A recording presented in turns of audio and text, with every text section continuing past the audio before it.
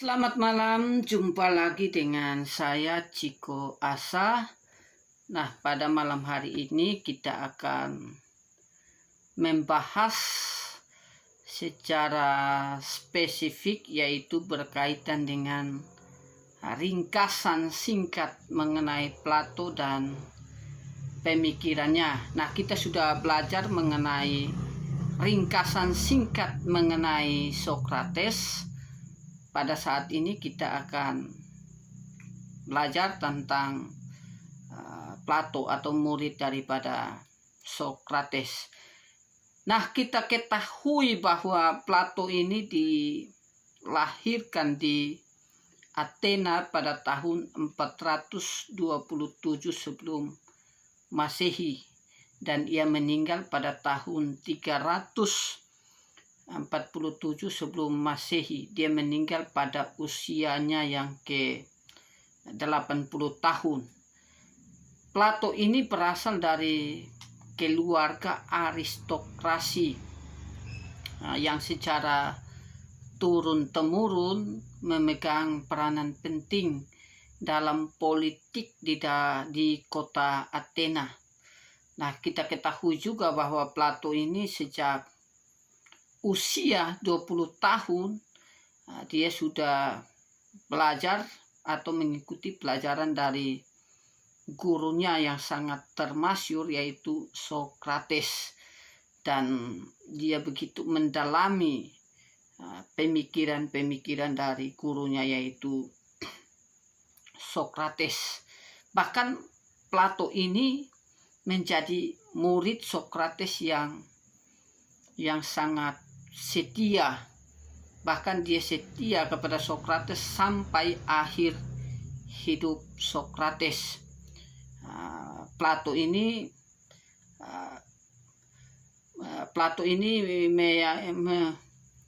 meyakini bahwa gurunya Sokrates ini tetap menjadi pujaan di dalam pikiran Plato. Nah, tidak lama setelah Sokrates meninggal, Plato ini pergi dari Athena. Jadi mula-mula ia pergi ke Megara. Setelah itu ia ke Megara tempat Euklides. Nah, setelah itu dia mengajar filsafat di sana, dan dari Megara ia lanjut pergi ke Kirena.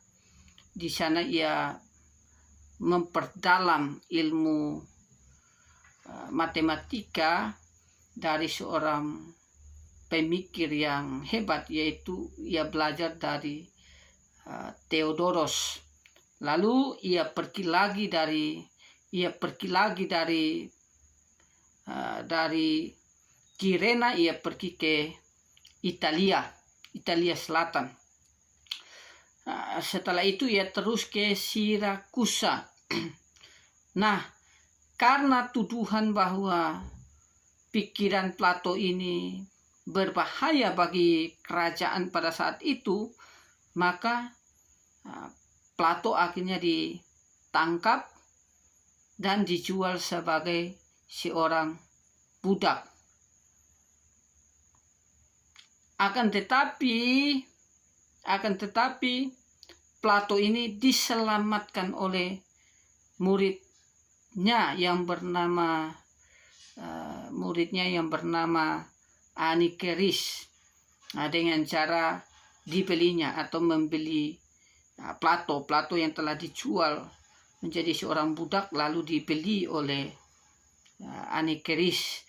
Akan tetapi murid-murid Plato yang ada di Athena, mereka mengumpulkan uang untuk menggantikannya kepada Anikeris yang telah membeli Plato. Akhirnya tetapi ketika murid-muridnya memberikan kepada Anikeris tidak mau menerimanya. Akhirnya uang itu dibelikan sebidang tanah dan selanjutnya diserahkan kepada Plato. Nah, di tanah itulah maka dibangunlah rumah-rumah atau pondok-pondok, dan pondok-pondok atau rumah-rumah itulah yang digunakan untuk diberikan kepada Plato, sehingga tempat itu diberi nama dengan akademia. Jadi ini sejarah mengenai akademia pertama yang didirikan oleh Plato. Nah, di akademia itu tertulis, ada beberapa kalimat tertulis, yaitu orang yang tidak tahu matematika jangan masuk ke sini. Nah, di tempat itulah sejak usia 40 tahun, tidak salah pada tahun 387 sebelum Masehi, sampai meninggalnya Plato dalam usia 80 tahun. Nah, ia mengajar filsafatnya dan mengarang tulisan yang sangat terkenal sampai sekarang ini. Nah, kalau kita melihat di dalam intisari, di dalam pemikiran filsafat Plato, atau pendapatnya tentang ide atau konsep atau pengertian yang dikemukakan oleh intisari dari pemikiran filsafat Plato adalah pendapatnya tentang ide. Nah, konsep pengertian ini dikemukakan oleh Sokrates atau gurunya, lalu diperdalam lagi oleh Plato menjadi ide. Nah, ide itu berbeda sekali dengan pendapat orang pada saat ini. Artinya bahwa berlakunya ide itu tidak tergantung pada pandangan dan pendapat banyak orang. Ide itu timbul semata-mata dari kecerdasan berpikir atau kecerdasan bernalar, atau dalam kecerdasan memikirkan.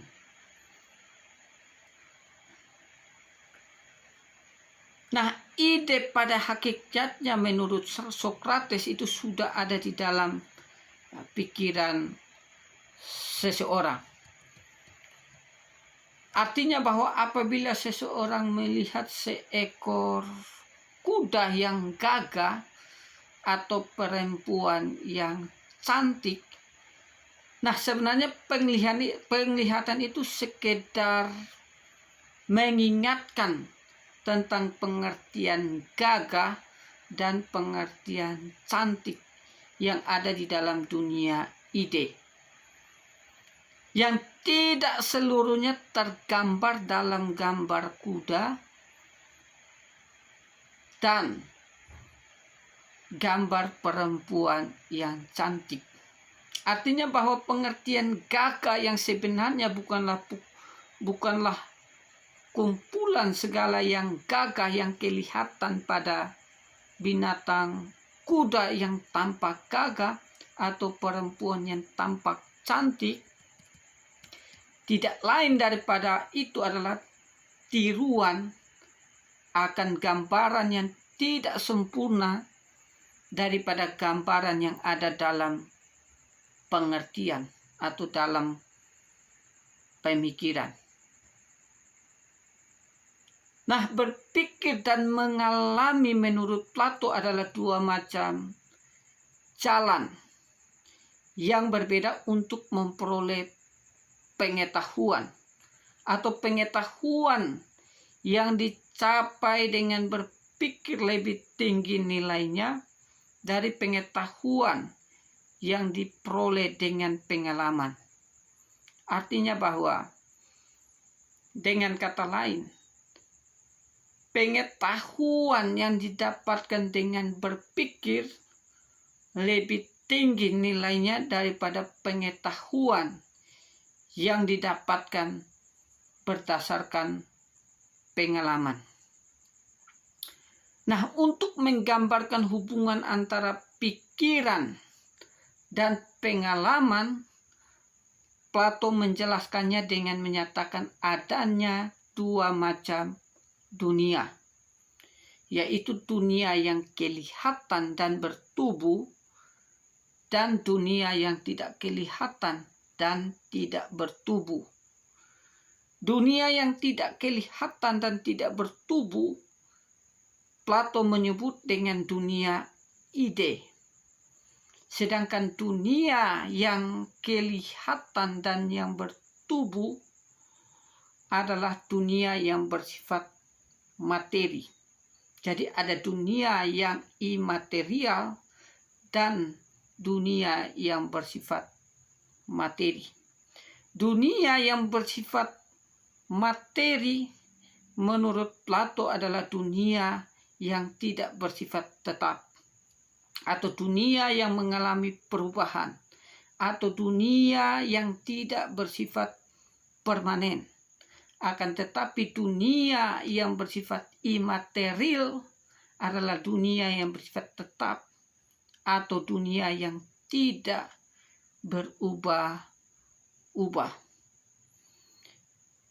Ide dalam paham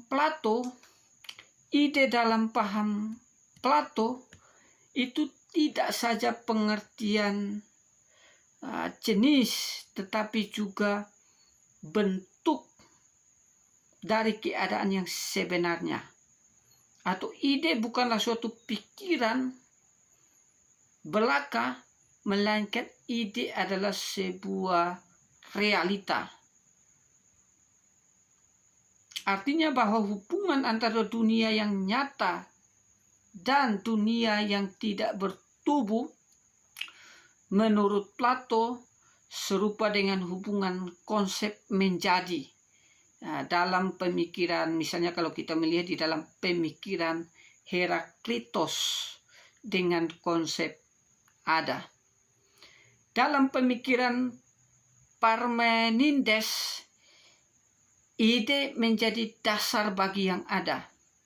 Dunia atas ide menguasai kenyataan-kenyataan dalam dunia yang lahir, yang timbul, dan yang lenyap. Artinya bahwa semua pengetahuan itu adalah tiruan dari yang sebenarnya, yang timbul dari jiwa sebagai ingatan kepada dunia yang asal. Di sini jiwa sebagai penghubung antara dunia ide dan dunia yang bertubuh. Artinya bahwa segala pengetahuan adalah bentuk dari ingatan. Demikian kata Plato. Nah, dalam pekerjaan untuk memperoleh pengetahuan dengan pengertian, jiwa bergerak selangkah demi selangkah ke atas, ke dunia ide, dunia asalnya. Kerinduan jiwa untuk naik ke atas atau ke tempat asalnya adalah suatu gerak filosofis, gerak eros, gerak cinta pada pengetahuan, filosofia, menimbulkan tujuan untuk mengetahui. Artinya bahwa ide merupakan suatu kesatuan yang di dalamnya terdapat peringkatan derajat. Ide yang tertinggi adalah ide kebaikan, disusul kemudian dengan ide keindahan. Nah, pemikiran etika dalam perspektif pandangan Plato sama dengan dalam perspektif gurunya, yaitu Sokrates. Artinya etika dalam Plato yaitu bersifat intelektual dan rasional. Artinya bahwa dasar ajarannya adalah mencapai budi yang baik. Artinya budi adalah tahu, oleh karena itu orang yang berpengetahuan dengan sendirinya berbudi baik. Sebab itu sempurnakanlah pengetahuan dengan pengertian. Nah, tujuan hidup menurut Plato, tujuan hidup adalah untuk mencapai kesenangan. Tetapi kesenangan hidup di sini bukanlah memuaskan hawa nafsu. Kesenangan hidup diperoleh dengan pengetahuan yang tepat tentang nilai barang-barang yang dituju. Di bawah cahaya ide kebaikan dan keindahan, orang harus mencapai terlaksananya keadilan dan pergaulan hidup antara kepentingan orang-orang dan kepentingan masyarakat. Tidak boleh ada pertentangan. Nah, selain itu menurut Plato, manusia yang disinari oleh ide kebaikan mereka akan mencintai kebaikan. Keinginannya tidak lain kecuali naik ke atas. Syarat untuk itu adalah dengan mengasah budi, pikiran, agar memperoleh pengetahuan. Artinya bahwa siapa yang tahu akan yang baik tidak akan dan tidak dapat menyimpang dari hal yang baik itu. Artinya siapa yang cinta akan ide pasti menuju kepada yang baik. Siapa yang hidup dalam dunia ide tidak dapat berbuat jahat. Maka untuk menjadi budi yang baik berarti menanam keinsafan untuk memiliki ide dengan pikiran, dengan budi. Nah, selain itu Plato menjelaskan tentang negara. Plato menyatakan bahwa negara ideal peraturannya menjadi dasar untuk mengurus kepentingan umum. Nah, menurut Plato tidak boleh diputus oleh kemauan atau pendapat orang atau seseorang atau oleh rakyat seluruhnya, melainkan ditentukan oleh suatu ajaran yang berdasarkan dengan pengetahuan, dengan pengertian. Pemerintah harus dipimpin oleh ide yang tertinggi, yaitu ide kebaikan. Nah, tujuannya untuk apa? Tujuan pemerintah yang benar adalah mendidik warga negara mempunyai budi, mendidik warga negara memiliki pikiran, mendidik warga negara memiliki wawasan. Artinya manusia memperoleh budi yang benar hanya dengan pengetahuan. Oleh karena itu menurut Plato, budi yang benar hanya dari pengetahuan. Oleh karena itu ilmu harus berkuasa di dalam negara. Plato mengatakan bahwa kesengsaraan dunia tidak akan berakhir sebelum filosof menjadi raja atau raja-raja yang adalah filosof. Selain itu, negara yang ideal harus berdasar pada keadilan. Keadilan adalah hubungan antara orang-orang yang bergantung pada suatu organisasi sosial. Sebab itu, masalah keadilan dapat dipelajari dari struktur masyarakat. Oleh karena struktur masyarakat bergantung kepada kelakuan manusia, daripada kelakuan manusia, maka pendidikan memiliki peranan yang sangat penting di dalam suatu negara. Nah, pembagian pekerjaan merupakan dasar untuk mencapai perbaikan hidup dan jalan bagi tercapainya keadilan. Nah, menurut Plato membagi warga negara ke dalam 3 golongan. Golongan yang pertama menurut Plato yaitu golongan rakyat jelata.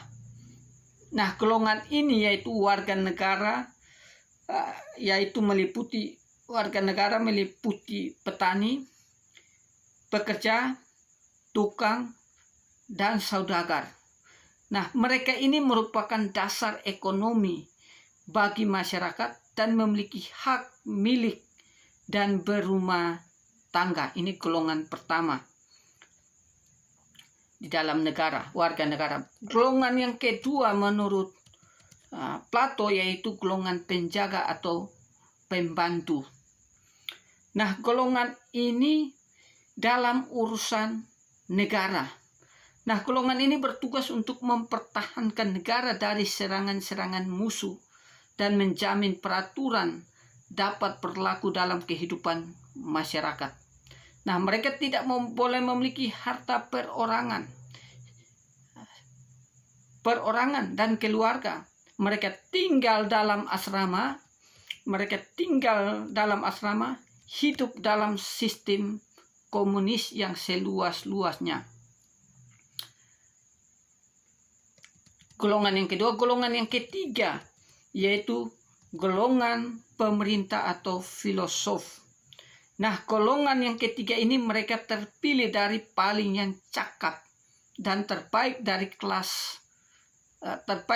kelas penjaga.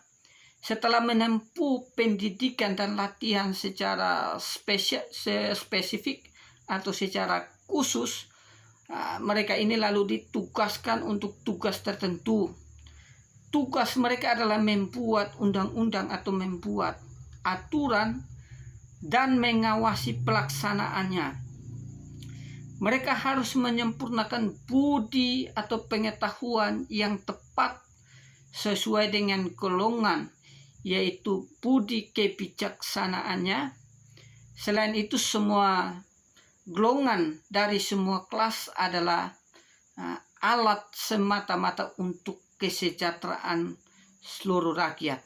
Artinya kesejahteraan semua orang itulah yang menjadi tujuan sebenarnya. Golongan pengusaha menghasilkan tetapi tidak memerintah. Golongan penjaga melindungi tetapi tidak memerintah. Golongan cerdik pandai. Golongan penjaga melindungi tetapi tidak memerintah. Dan golongan cerdik pandai diberi makan dan dilindungi dan mereka memberikan perintah. Nah, pendidikan menurut Plato menjadi urusan yang terpenting bagi suatu negara. Artinya pendidikan anak-anak mulai dari umur 10 tahun ke atas itu menjadi urusan negara. Supaya apa? Supaya mereka terlepas dari pengaruh orang tuanya. Dasar yang utama bagi anak-anak adalah olahraga dan musik. Dari usia 16 sampai 18 tahun diberi pelajaran matematika untuk mendidik cara berpikir mereka, cara analisis mereka. Dan pada usia 18 sampai 20 tahun diberikan pendidikan kemiliteran. Setelah mereka bekerja selama 15 tahun dan memasuki usia 50 tahun, mereka diterima dalam lingkungan pemerintah dan mereka menjadi filosof, seorang yang dapat memimpin dengan penuh kebijaksanaan. Jadi dari pandangan-pandangan ini kita dapat mengambil kesimpulan bahwa filsafat Plato ini banyak dipengaruhi oleh gurunya yaitu Sokrates. Bisa kita lihat dari pandangan Sokrates mengenai etika itu diadopsi oleh muridnya yaitu Plato. Artinya bahwa budi pengetahuan itu menjadi standar, menjadi dasar sehingga orang bisa memiliki kelakuan yang baik atau memiliki etika yang baik atau memiliki sikap hidup yang baik. Artinya orang yang memiliki pengetahuan maka dia akan memiliki kebaikan karena tidak dapat dipisahkan antara pengetahuan dan kebaikan. Nah, kiranya ringkasan singkat mengenai Plato ini dapat menambah pengetahuan kita tentang Plato, ringkasan singkat mengenai Plato dan pemikirannya. Sekian dan terima kasih.